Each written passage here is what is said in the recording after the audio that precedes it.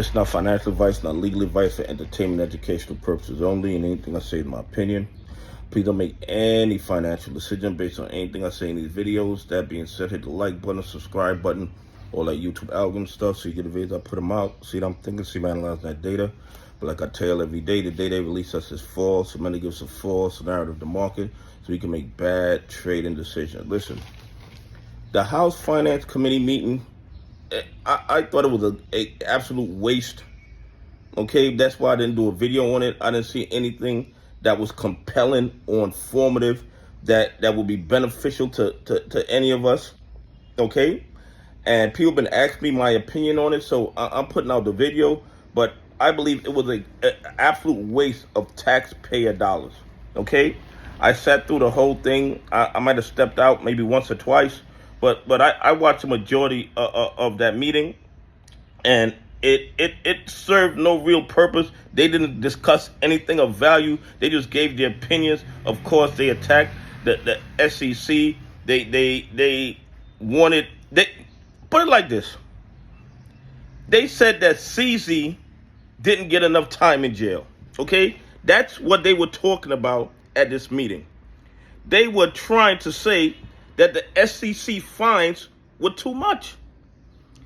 They were saying that the SEC were fining these bad actors too much, when we all know that the fines are a tiny, tiny percentage of what they make from robbing and stealing from retail investors and pension funds. They engage in this questionable activity. They might make billions, and the fines are probably $100,000. So for them to even put that on the table, I was like done with the meeting after that. They also are suggesting that defendants who are charged by the SEC should be allowed to go into federal court, because it's kind of a violation of their civil rights, not just civil rights, their constitutional rights and their due process. And I have to agree with that. I have to agree with that, because an in-house ALJ who is paid by the people who are investigating you is a definite conflict of interest. But don't let these bad actors fool you. And this is just my opinion. They enjoy that in-house ALJ. Okay? They enjoy that in-house ALJ when they are actually involved in questionable activities, because they got their buddies in the SEC, FINRA, and all these other agencies who will help them out. The same buddies who were working with them 6 months ago and now work for the government, or vice versa. The only ones that really want to take it outside of the SEC and put it in a real court is the ones who believe they didn't do anything wrong. Is the ones that believe that the SEC is overreaching.